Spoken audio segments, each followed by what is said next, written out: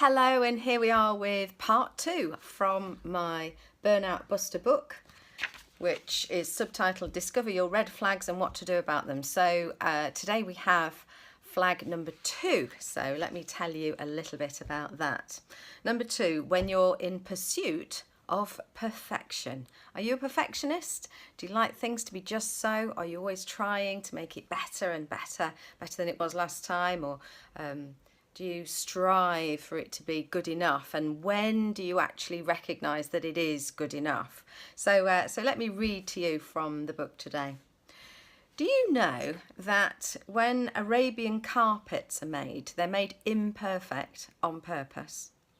The idea being that nothing should be perfect except God. So slight imperfections are sewn into the design. Unless you were a fully enlightened being, and I don't know if such a thing exists, then the pursuit in perfection is in reality, I hope you're sitting down for this big news, the pursuit of perfection is a journey of self-criticism. I'm going to read that again. The pursuit of perfection is in reality a journey of self-criticism. Just have a think about that. If you're always looking for perfection and never quite finding it, all the way along the way, you're constantly beating yourself up that it's not good enough, looking for what's not yet good enough. So it's important to notice that, because that has an impact on our motivation and our energy and our mental and physical well-being. I suspect if you were fully enlightened, you might realise the futility of pursuing perfection anyway. Like many aspects of human behaviour, it's not all black and white. It's not this or it's that. It's on or it's off. It's actually all about balance, somewhere in the middle.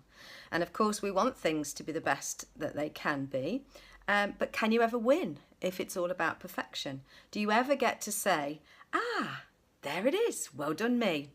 Do you get to do that ever? Sometimes? So on to the story for part 2. I've coached several people at director level, CEOs, heads of school, this kind of thing, and they talk about need to be seen by their team as strong, in control, confident and unflustered in a crisis, so that people can trust them and rely on them. It makes sense, unless that's not how you're actually feeling. And then there needs to be a moment at some point after that crisis of letting go of the tension and the pressure, being real and getting recharged at regular intervals.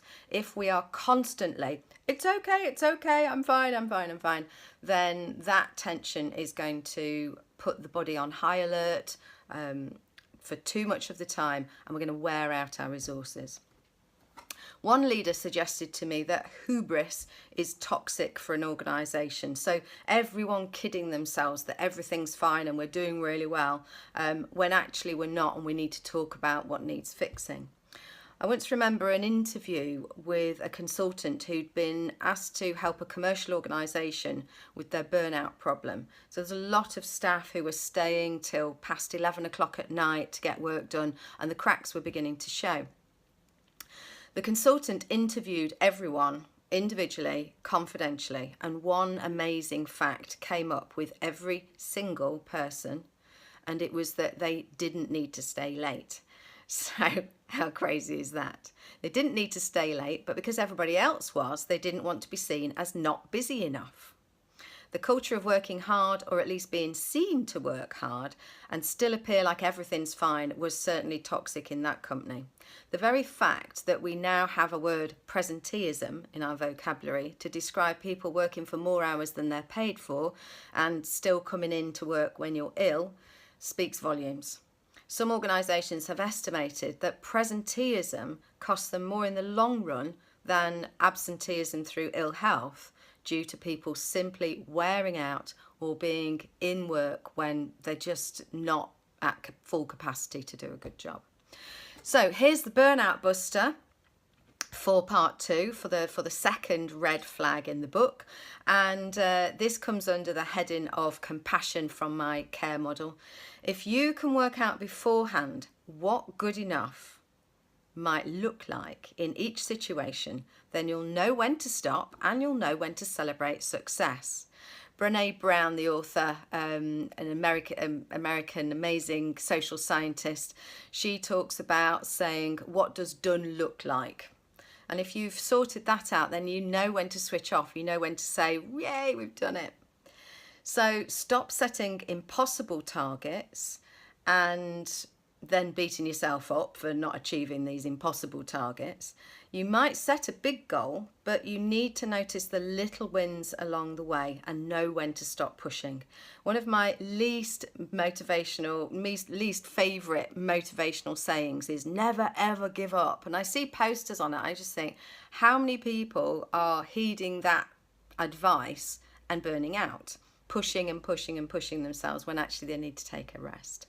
So actually, if someone is at the edge, then giving up is actually the best thing to do. Not necessarily completely, but for a little while. So when you look back and realise just how hard you've tried against all the odds and realise what you're achieving in those little incremental moments, then you're going to recharge your energy. So if you do your best and you work hard, then that's enough.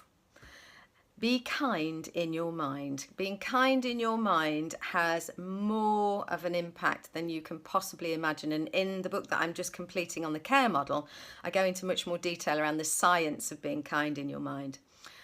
So an example might be that you say to yourself, well done me today. I did the best I could, and that's good enough. And I truly believe that we're all at any point in time doing the best we can with what we have. How can you do any other than that? So let's stop trying to give 110% because the maths doesn't work, and realise that perfect, well, is it even achievable? Perfect may be good enough, and that's where we need to get to. That good enough is perfection.